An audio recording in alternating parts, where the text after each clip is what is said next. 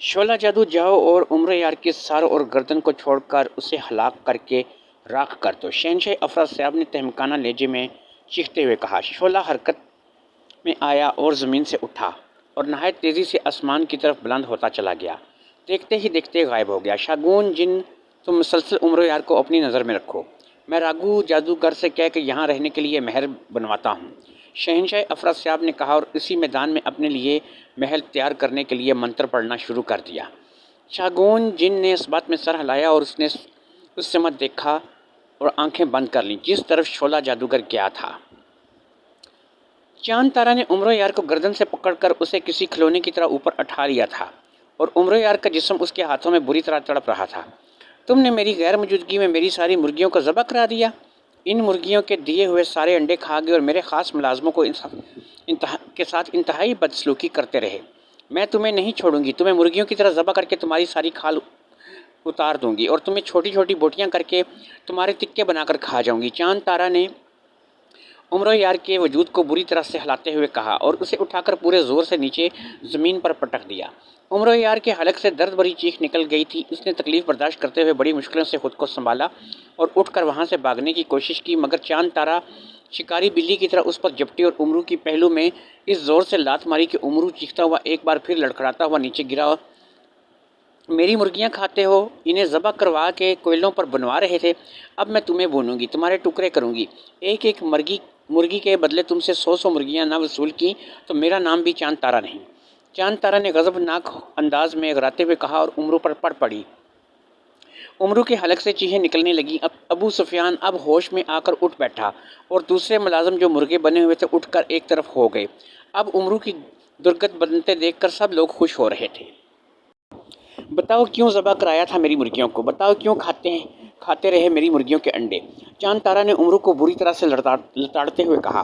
بیگم میری بات سنو، میری بات سنو، عمر یار نے بری طرح سے چیختے ہوئے کہا۔ کیا سنوں، کیوں سنوں میں تمہاری بات؟ تم نے میری مرغیوں کو مارا ہے، میں تمہیں مار دوں گی، چاند تارا نے کہا اور ہاتھ مار کر امرو کے سر سے پگڑی اتار کر دور پھینک دی۔ امرو کا انڈے کی طرح چمکتا ہوا سر دیکھ کر اس کی آنکھوں میں بھی چمک آ گئی۔ اس نے امرو کو پلٹا اور اس کی کمر پر سوار ہو گئی۔ عمر یار کے حلق سے گٹی گٹی چیخیں نکلنے لگیں۔ اسے یوں لگ رہا تھا جیسے اس کی کمر پر ہزاروں من وزن آ پڑا ہو۔ رک جاؤ بیگم، رک جاؤ بیگم، خدا کے لیے مجھے مت مارو، میں مر جاؤں گا بیگم، امرو نے گٹے گٹے لہجے میں کہا اور پھر اس کے منہ سے بری طرح چیخیں نکلنے لگیں۔ جب چاند تارا نے اس کے سر پر زور زور سے ہاتھ مار کر باقاعدہ طبلہ بجانا شروع کر دیا۔ ملازم یہ دیکھ کر کھی کھی کرنے لگے۔ کوئلے لاؤ، باہر سے سلگتے ہوئے کوئلے لاؤ، سب سے پہلے میں عمر یار کا انڈے جیسا سر کوئلوں سے جلاؤں گی، جب یہ انڈے کی طرح سے اندر پک جائے گا تب میں اسے توڑ کر کھاؤں گی۔ لاؤ ابو سفیان، جلدی سے کوئلے لاؤ، چاند تارا نے چیختے ہوئے ابو سفیان سے کہا۔ اسی لمحے عمر یار کو اور کچھ تو نہ سوجا۔ اس نے چاند تارا کی پسلیوں میں زور سے گدگدیاں کرنی شروع کر دیں۔ الٹا ہونے کی وجہ سے اسے دشواری تو ہو رہی تھی، مگر اس کے پاس اپنے اوپر سے گوشت کے پہاڑ کو ہٹانے کا اور کوئی راستہ نہیں تھا۔ چاند تارا کے منہ سے پہلے کھی کھی کی آواز نکلی، پھر اس نے باقاعدہ ہل ہل کر ہنسنا شروع کر دیا اور پھر وہ جیسے ہی ہلی، عمر یار چکنی مچھلی کی طرح پھسلتا ہوا اس کے نیچے سے نکل گیا۔ تکلیف کی وجہ سے اس کا جوڑ جوڑ دکھ رہا تھا، لیکن اس کے باوجود وہ تیزی سے اٹھ کر کھڑا ہوا اور اپنی ساری ہمت جمع کر کے باہر کی طرف لپک پڑا۔ چاند تارا کے جھپٹ کر اسے پکڑنے کی کوشش کی، مگر اس بار عمرو اسے چکر دینے میں کامیاب ہو گیا اور ابو سفیان کو ایک طرف دھکیلتا ہوا کمرے سے باہر نکل گیا۔ پکڑو پکڑو اس نامراد کو جانے نہ پائے، اگر آج یہ نکل گیا تو 6 مہینے شکل نہیں دکھائے گا، پکڑو ورنہ اس کی جگہ میں تم سب کے ٹکڑے کر کے بھون کر کھا جاؤں گی، چاند تارا نے عمرو کو بھاگتے دیکھ کر ملازموں سے چیختے ہوئے کہا اور ملازم تیزی سے عمرو کے پیچھے دوڑ پڑے۔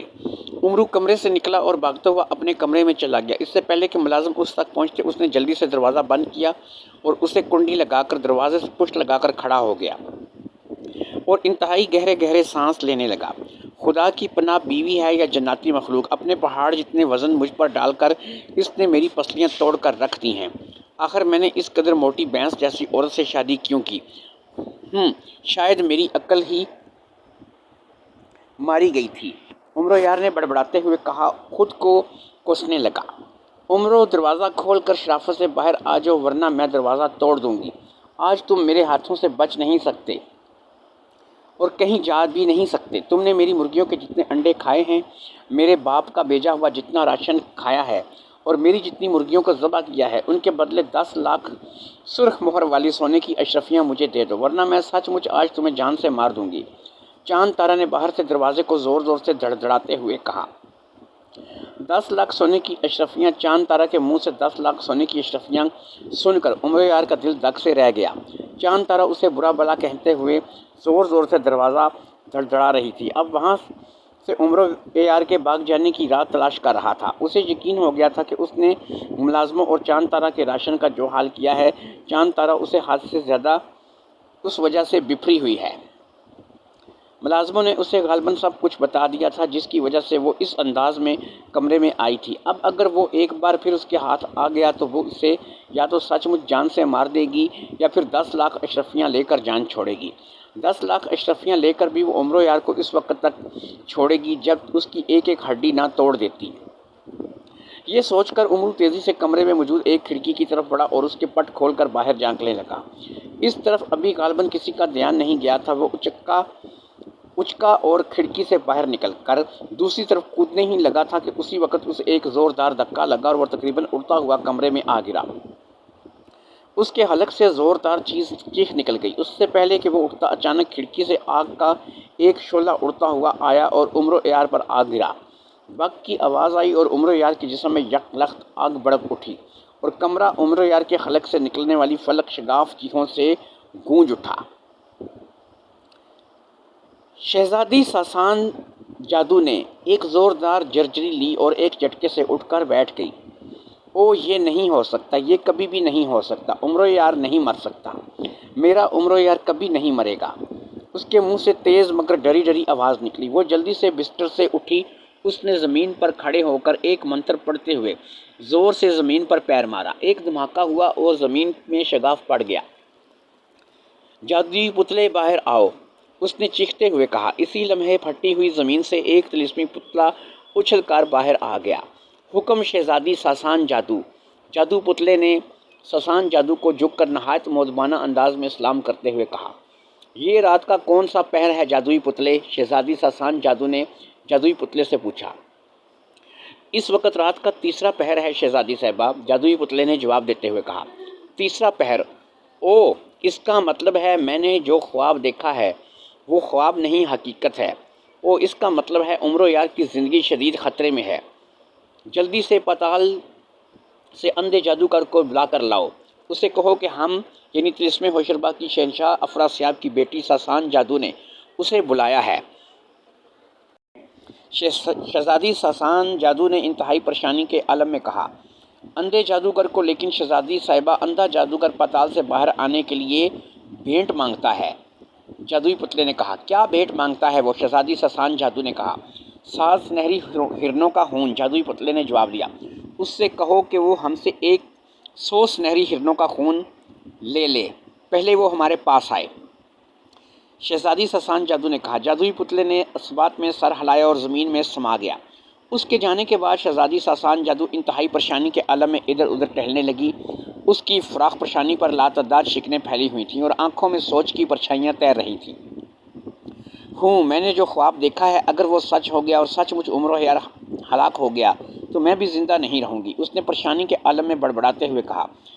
اسی لمحے زمین پھٹی، زمین سے سیاہ تیز دھواں کا شور نکلنے لگا اور اس میں سے ایک تیز چمک پیدا ہوئی۔ دوسرے ہی لمحے دھوئیں کی جگہ وہاں ایک سیاہ رنگ کا انتہائی خوفناک جادوگر نمودار ہو گیا۔ اس جادوگر نے سیاہ رنگ کا لبادہ نما لباس پہن رکھا تھا۔ اس جادوگر کی داڑھی مونچھیں بے تحاشا بڑھی ہوئی تھیں اور اس کی آنکھیں بالکل سفید تھیں جن میں پتلیاں موجود نہیں تھیں۔ اندھا جادوگر حاضر ہے شہزادی ساسان جادو، سیاہ لباس والے جادوگر نے اپنی چہرہ شہزادی ساسان جادو کی جانب گھماتے ہوئے کہا۔ اس کی آواز سن کر شہزادی ساسان جادو چونک کر اس کی طرف دیکھنے لگی۔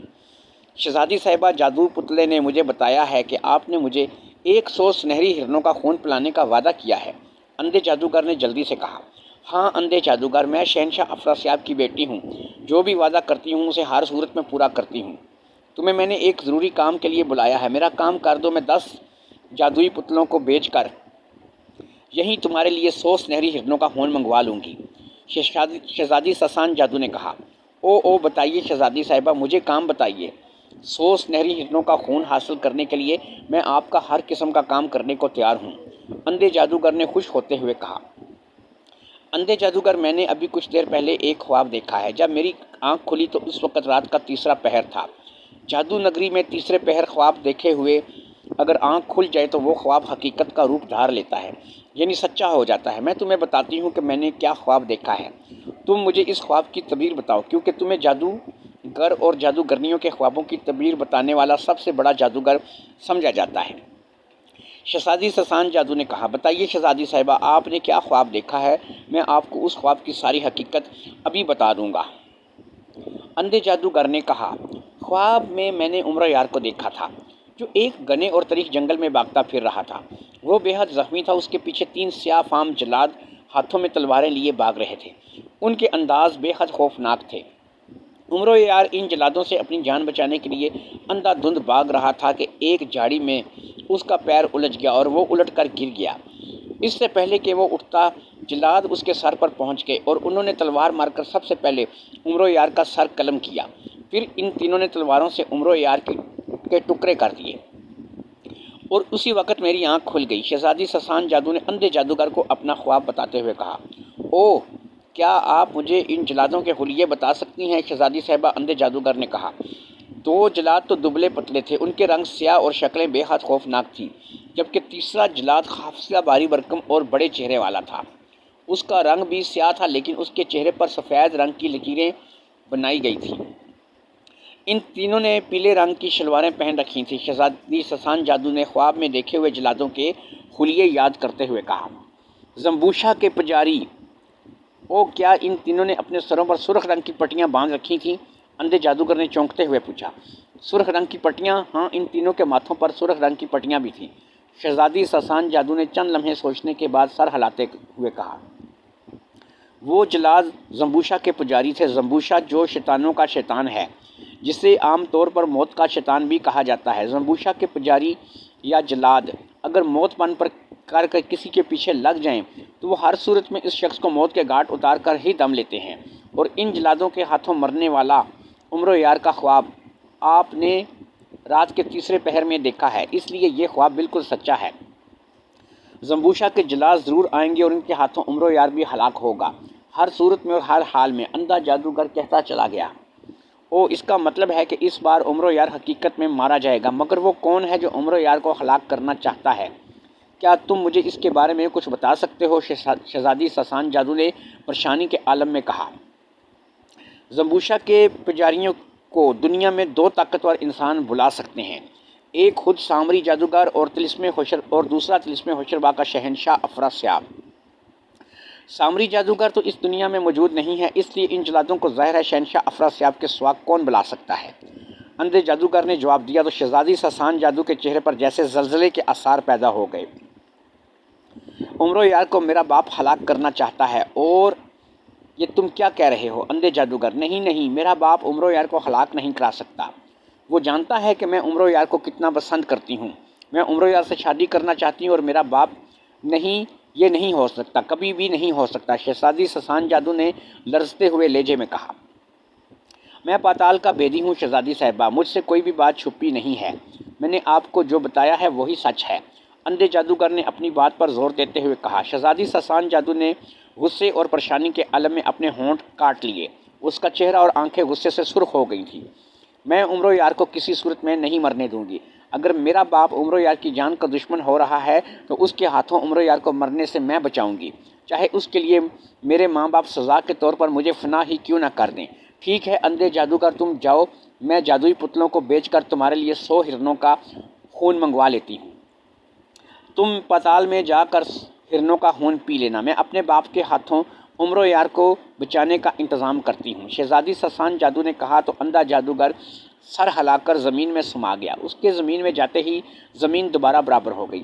اندھے جادوگر کے جانے کے بعد شہزادی سسان جادو کافی دیر پریشانی کے عالم میں ادھر ادھر ٹہلتی رہی، پھر اس نے 10 طلسمی پتلوں کو بلا کر اندھے جادوگر کے لیے 100 سنہری ہرنوں کا خون لینے بھیج دیا اور خود کچھ دیر سوچنے کے بعد اپنے کمرے سے نکل گئی۔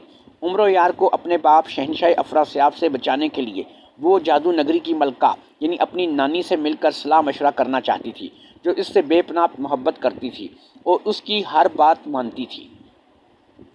شہزادی چاند تارا مسلسل دروازہ پیٹ کر عمر یار کو پکار رہی تھی اور عمر یار کمرے میں پڑا بری طرح تڑپ اور چیخ رہا تھا۔ اس کے سارے جسم میں آگ لگی ہوئی تھی جسے وہ ہاتھ مار کر بجھانے کی ناکام کوشش کر رہا تھا، مگر آج آگ کسی طرح بھی بجھنے کا نام ہی نہیں لے رہی تھی۔ عمر یار نے گوتلس میں شکن انگوٹھی پہن رکھی تھی جس سے اس پر کسی قسم کا جادو اثر انداز نہیں ہو سکتا تھا، مگر یہ نہ جانے کیسی آگ تھی جو عمر یار کا جسم اور لباس تو نہیں جلا رہی تھی، مگر اس کی تپش اور جلن اس قدر شدید تھی کہ عمر یار کسی طرح بھی اپنی چیخیں نہ روک پا رہا تھا۔ اسی وقت چاند تارا اور اس کے ملازموں نے مل کر عمر یار کے کمرے کا دروازہ توڑ دیا۔ چاند تارا کے ہاتھ میں ایک موٹا سا ڈنڈا تھا، وہ شدید غصے میں تھی۔ وہ نہایت غضبناک انداز میں دندناتی ہوئی کمرے میں داخل ہوئی ہی تھی اور پھر اس کی نظر جب عمر یار اور اس پر لگی ہوئی آگ پر پڑی تو وہ اپنی جگہ ٹھٹک کر رک گئی۔ ملازم بھی رک گئے اور پھٹی پھٹی آنکھوں سے جلتے ہوئے عمر یار کو دیکھنے لگے۔ ارے ارے عمر یار کو آگ لگ گئی، عمر یار میرے سرتاج کو آگ لگ گئی، ارے عمر یار نے میرے خوف سے خودکشی کرنے کے لیے خود کو آگ لگا لی ہے، بچاؤ میرے سرتاج کو بچاؤ۔ اس نے ڈنڈا پھینک کر بری طرح سے چیخنا شروع کر دیا۔ ملازموں کو بھی جیسے ہوش آ گیا، وہ تیزی سے آگے بڑھے، کمرے میں پڑی ہوئی چادریں اور کمبل اٹھا کر عمر یار کے قریب آ گئے۔ انہوں نے عمر یار پر کمبل اور چادریں ڈال کر اس پر لگی ہوئی آگ بجھانے کی کوشش کی، مگر کمبل اور چادریں جیسے ہی عمر یار پر پڑی ایک لمحے میں جل کر راکھ بن گئی اور ملازموں کے ہاتھ بھی بری طرح سے جل گئے، جس کی وجہ سے وہ بری طرح چیخنے لگے۔ ارے کیا کر رہے ہو احمقو، پانی لاؤ، گھڑوں اور بالٹیوں میں پانی بھر کے لاؤ، جلدی کرو، عمر یار پر پانی لا کر ڈالو ورنہ یہ جل کر راکھ ہو جائے گا، چاند تارا نے بری طرح سے چیختے ہوئے کہا اور ملازم تیزی سے بھاگ گئے۔ عمر یار کی آنکھوں کے سامنے آگ کی سرخی چھائی ہوئی تھی اور وہ اسی طرح تڑپ اور چیخ رہا تھا۔ خواجہ عمرو، میرے سرتاج کیوں جلا رہے ہو خود کو؟ تم مجھ سے اتنا کیوں ڈرتے ہو؟ تم میری مرغیوں کو بھون کر کھانا چاہتے تھے نا، کھا جاؤ، میں اور مرغیاں لے آؤں گی، انہیں بھی کھا جاؤ، ان مرغیوں کے انڈے بھی کھا جانا، تم جو کہو گے میں تمہاری ہر بات مانوں گی، تمہیں ماروں پیٹوں گی بھی نہیں، تمہارے ساتھ ایک اچھی بیوی بن کر رہوں گی، مگر خدا کے لیے یہ آگ بجھا دو، اگر تم مر گئے تو میں بیوہ ہو جاؤں گی، میں بیوہ نہیں ہونا چاہتی، عمر یار، بیوہ ہونے سے مجھے شرم آتی ہے، عمر یار، خواجہ عمر یار، جلدی سے ہوش میں آؤ۔ چاند تارا نے بری طرح سے رونا شروع کر دیا تھا، مگر عمر یار جیسے اس کی بات سن ہی نہیں رہا تھا، وہ مسلسل چیخے جا رہا تھا۔ اسی وقت چاند تارا کے ملازم بالٹیوں میں پانی بھرتے ہوئے اندر آ گئے۔ انہوں نے بالٹیاں اور گھڑوں سے عمر یار پر پانی پھینکنا شروع کر دیا، مگر یہ دیکھ کر ان کی حیرت اور پریشانی کی انتہا نہ رہی کہ پانی سے آگ بجھنے کی بجائے اور زیادہ بھڑک اٹھی تھی، بلکہ آگ کے شعلے اس قدر تیز ہو گئے تھے کہ اب کمرے میں موجود چیزوں نے بھی آگ پکڑنا شروع کر دی تھی۔ دیکھتے ہی دیکھتے سارے کمرے میں آگ پھیل گئی، جس پر چاند تارا اور اس کے ملازم خوفزدہ ہو کر وہاں سے بھاگ گئے۔ جل گیا میرا شوہر، میرا سرتاج، میرا سب کچھ جل کر راکھ ہو گیا، میں بیوہ ہو گئی، ہائے ہائے میں بیوہ ہو گئی، اندھو بہروپیو، دنیا والو کان کھول کر سن لو، میں ملک یمن کی شہزادی چاند تارا خواجہ عمر یار کی بیوی بیوہ ہو گئی، ہائے میرا سب کچھ لٹ گیا ہے، اب میں کیا کروں گی، کسے شوہر کہوں گی، کس پر دھونس جماؤں گی اور میں کسے اپنے ہاتھوں سے پیٹوں گی، عمر یار، میرے عمر یار، خواجہ عمر یار۔ چاند تارا نے کمرے سے نکل کر پچھاڑیں کھانی شروع کر دیں۔ عمر یار کو اس طرح کمرے میں زندہ جلتے دیکھ کر ملازموں کی آنکھیں بھی آنسوؤں سے بھیگ گئی تھیں۔ گو چاند تارا کی غیر موجودگی میں عمر یار نے ان کے ساتھ اچھا سلوک نہیں کیا تھا، مگر پھر بھی وہ چاند تارا اور عمر یار کے ملازم تھے، اس کی اس طرح ناگہانی موت پر دکھ نہ کرتے تو اور کیا کرتے۔ کمرے میں ہر طرف آگ ہی لگی ہوئی تھی اور عمر یار کا جسم اس آگ میں چھپ گیا تھا، جلن اور تکلیف کی وجہ سے وہ بری طرح تڑپ رہا تھا اور چیخے جا رہا تھا۔ پھر تکلیف کی شدت اس قدر بڑھ گئی کہ اس کی آنکھوں میں چھائی ہوئی آگ کی سرخی سیاہی میں بدل گئی اور وہ سیاہی اس کے دل و دماغ پر چھانے لگی اور پھر وہ مکمل طور پر بے ہوش ہو گیا۔ جیسے ہی وہ بے ہوش ہوا اسی وقت آگ میں ایک خوبصورت لڑکی نمودار ہوئی اور ادھر ادھر دیکھنے لگی۔ اس لڑکی کا انداز ایسا تھا جیسے آگ اسے ذرا بھی نقصان نہ پہنچا رہی ہو۔ اس لڑکی نے نہایت خوبصورت لباس پہن رکھا تھا، اس کے ہاتھ میں عمر یار کی زنبیل کی طرح کا تھیلا تھا۔ اس لڑکی کا انداز ایسا تھا جیسے وہ کسی کو تلاش کر رہی ہو، اور پھر اس کی نظریں جو ہی زمین پر گرے ہوئے عمر یار پر پڑی وہ تیزی سے آگے بڑھ کر اس کے پاس چلی گئی۔ عمر یار، یہی ہے عمر یار، لڑکی نے تیز لہجے میں کہا۔ اس نے جلدی سے اپنے تھیلے کا منہ کھول کر اس کا رخ عمر یار کی جانب کر دیا۔ چل زنبیل ثانی، لڑکی نے تیز لہجے میں کہا۔ اسی وقت بے ہوش پڑے ہوئے عمر یار کو زوردار جھٹکا لگا۔ وہ یکلخت اپنی جگہ سے اچھلا اور اڑتا ہوا لڑکی کے ہاتھ میں موجود کھلے ہوئے تھیلے میں جا پڑا اور پھر غائب ہو گیا۔ جیسے ہی عمر یار تھیلے میں غائب ہوا، لڑکی نے تھیلے کا منہ بند کر لیا اور تھیلے کو اپنے کندھے سے لٹکا لیا۔ اس کی آنکھوں میں تیز چمک تھی۔ اس نے ادھر ادھر ہاتھ لہراتے ہوئے دوسرے ہی لمحے وہ وہاں سے غائب ہو گئی، جبکہ عمر یار کا کمرہ اسی طرح جل رہا تھا اور کمرے میں موجود ہر چیز جل جل کر راکھ ہوتی جا رہی تھی۔ شاگون جن نے یکدم آنکھیں کھول دیں اور آنکھوں اور چہرے پر بے پناہ خوشی اور جوش تھا۔ عمر یار مر گیا، عمر یار جل کر راکھ ہو گیا، عمر یار جل کر فنا ہو گیا آقا، شاگون جن نے خوشی سے چیختے ہوئے کہا اور پلٹ کر تیزی سے افراسیاب کی طرف بھاگ پڑا، جو ایک ٹانگ پر کھڑے ہو کر دونوں ہاتھوں سے اونچی آواز میں کوئی منتر پڑھ رہا تھا۔ آقا آقا، عمر یار جل کر راکھ ہو گیا ہے، بالکل خلاک ہو گیا ہے، اس کے کمرے میں موجود ہر چیز کے ساتھ وہ بھی جل کر راکھ ہو گیا ہے۔ شاگون جن نے شہنشاہ افراسیاب کے قریب جا کر خوشی سے چیختے ہوئے کہا۔ شہنشاہ افراسیاب کے انداز میں کوئی فرق نہیں پڑا، وہ جیسے شاگون جن کی آواز سن ہی نہیں رہا تھا۔ شہنشاہ افراسیاب کو اس طرح منتر پڑھتا دیکھ کر جن خاموش ہو گیا۔ شہنشاہ افراسیاب کچھ دیر اسی طرح منتر پڑھتا رہا، پھر اس نے اوپر اٹھے ہوئے ہاتھوں سے زوردار تالی بجائی۔ آسمان پر یکلخت ایک کڑاکہ ہوا اور پھر ہر طرف جیسے رنگ برنگی شعائیں چمکنے لگیں۔ بجلیوں کی لہریں چمک چمک کر نیچے آ رہی تھیں اور پھر رنگ برنگی بجلیوں کے سرے ہی میدان میں پڑے۔ وہاں یکلخت گپ اندھیرا چھا گیا۔ چند لمحوں بعد وہاں پر گپ اندھیرا چھا گیا، پھر اسی طرح اچانک اندھیرا چھاتا رہا، اسی طرح اچانک وہاں روشنی پھیل گئی۔ روشنی کے ہوتے ہی جن ایک مرتبہ پھر حیرت سے اچھل پڑا۔ وہ جس چٹیل میدان پر کھڑا تھا، اب وہاں سے وہ میدان غائب ہو چکا تھا۔ اس میدان میں ہر طرف سبزہ ہی سبزہ اگ آیا تھا۔ جگہ جگہ اونچے درخت تھے، بیل بوٹے تھے، رنگ رنگ کے پھول کھلے ہوئے نظر آ رہے تھے۔ سامنے ایک نہایت عالیشان اور بہت بڑا محل موجود تھا، جس کے گرد خوبصورت باغات، حوض اور پانی اچھلتے پھر رہے تھے۔ پانی کے فوارے بھی دکھائی دے رہے تھے۔ یوں لگتا تھا جیسے شہنشاہ افراسیاب اندھیرے میں شاگون جن کو اٹھا کر کسی عظیم الشان بادشاہ کی سلطنت میں لے آیا ہو۔ شہنشاہ افراسیاب نے آنکھیں کھول دیں اور بڑے مغرورانہ انداز میں شاگون جن کی طرف دیکھ کر کہا، دیکھا شاگون جن، میری طاقت کا کرشنا، اپنی ہی جادوئی طاقتوں سے میں نے ویران اور چٹیل میدان کو کس طرح عظیم الشان سلطنت میں بدل دیا ہے۔ شہنشاہ افراسیاب نے فاخرانہ لہجے میں کہا، میں آپ کی عظمت کا قائل ہو گیا ہوں آقا، واقعی آپ بہت عظیم جادوگر ہیں۔ شاگون جن نے واقعی شہنشاہ افراسیاب سے مرعوب ہوتے ہوئے کہا، ہاں ہم عظیم ہیں، ہمارا مرتبہ دنیا کے تمام جادوگروں سے بڑا ہے، آؤ اب محل میں چلتے ہیں۔ شہنشاہ افراسیاب نے غرور بھرے لہجے میں کہا۔ اس نے دائیں ہاتھ میں ایک انگلی شاگون جن کی جانب کر کے چھوٹے سے دائرے کی شکل میں گھمائی۔ شاگون جن کی آنکھوں کے سامنے ایک لمحے کے لیے اندھیرا آیا اور پھر دور ہو گیا، اور شاگون جن جو پہلے افراسیاب کے ساتھ سنگ مرمر کے بنے ہوئے خوبصورت محل کے باہر کھڑا تھا، اب شہنشاہ افراسیاب کے ساتھ ایک نہایت خوبصورت اور قیمتی اشیاء سے آراستہ ایک بہت بڑے شاہی کمرے میں موجود تھا، جہاں ایک چبوترے پر خوبصورت تخت بچھا ہوا تھا۔ ہاں اب بتاؤ کیا کہہ رہے تھے تم؟ شہنشاہ افراسیاب نے بڑے کرفر کے ساتھ تخت پر بیٹھتے ہوئے پوچھا۔ شعلہ جادوگر نے عمر یار کو جلا کر راکھ کر دیا ہے آقا، شاگون جن نے جلدی سے کہا۔ کیا تم سچ کہہ رہے ہو؟ کیا تم نے اسے راکھ بنتے دیکھا ہے؟ شہنشاہ افراسیاب نے چونک کر تخت سے اٹھتے ہوئے کہا، ہاں آقا، عمر یار ایک کمرے میں سے تھا جب شعلہ جادوگر نے اس پر حملہ کیا تھا۔ میں نے عمر یار کو اس شعلے میں بری طرح جلتے دیکھا، وہ بری طرح تڑپ اور چیخ رہا تھا، اور پھر اس کے کمرے میں آگ بھی لگ گئی اور کمرے میں موجود ہر چیز جل کر راکھ ہو گئی۔ عمر یار کمرے میں ہی تھا، ظاہر ہے وہ بھی ان آگ میں جل کر راکھ بن گیا ہوگا، شاگون جن نے تفصیل بتاتے ہوئے کہا۔ او بہت خوب، اگر عمر یار ہلاک ہو گیا ہے تو پھر اس کا کٹا ہوا سر میرے پاس کیوں نہیں پہنچایا گیا؟ شہنشاہ افراسیاب نے کہا۔ ہاں، آپ نے شعلہ جادوگر کو میرے سامنے حکم دیا تھا کہ وہ عمر یار کے سر اور گردن کو چھوڑ کر جلا دے۔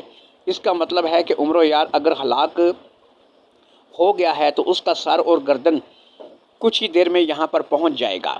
شاگون جن نے چونکتے ہوئے کہا، دیکھو غور سے دیکھو عمر یار، اگر شعلہ جادو سے عمر یار ہلاک ہو گیا ہے تو اس کا سر کہاں پر ہے؟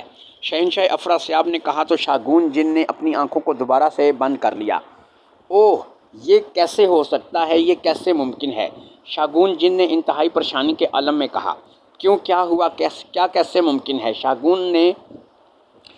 شہنشاہ افراسیاب نے جلدی سے پوچھا، لیکن شاگون جن نے کوئی جواب نہ دیا اور اسی طرح آنکھیں بند کیے کھڑا رہا۔